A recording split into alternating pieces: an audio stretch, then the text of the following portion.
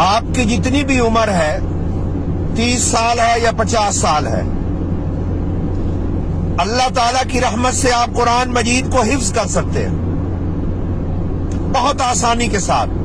20 minute یا آدھا گھنٹہ روزانہ دے دیجئے، انشاءاللہ العزیز آپ قرآن مجید حفظ کرنے میں کامیاب ہو جائیں گے۔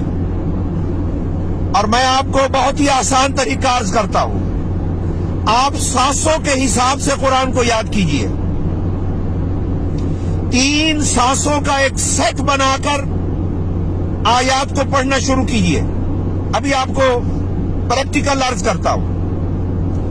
40 دانوں والی ایک تسبیح اپنی تیار کر لیجئے، وہ آپ کے پاس ہونی چاہیے، کیونکہ ہر سیٹ کو آپ نے 40 مرتبہ پڑھنا ہے۔ 3 سانسوں کا سیٹ آیات کا آپ یاد کیجئے، بجائے اس کے کہ آپ ایک ایک سانس کی آیتیں یاد کریں، پھر ان کو جوڑنے میں مشکلات ہوں گی، ان کو آپس میں سینے میں مشکلات ہوں گی۔ آپ 3 سانسوں کا ایک سیٹ بنائیے، جیسے میں بھی آپ کو خدمت میں عرض کرتا ہوں ایسے یاد کیجئے۔ 3 سانسوں کا ایک سیٹ یہ ہے: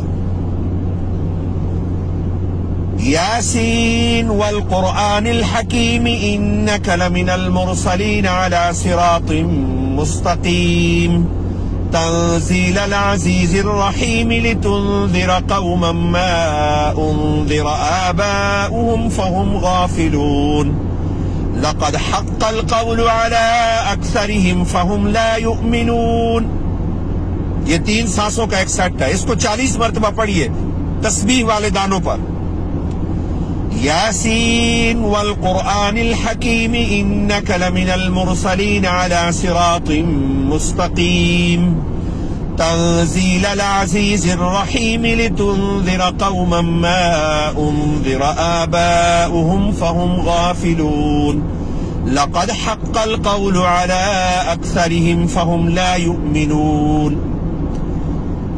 40 دانوں والی تسبیح پر اس کو 40 مرتبہ پڑھ لیجئے، یہ اللہ کی رحمت سے آپ کو حفظ ہو گیا۔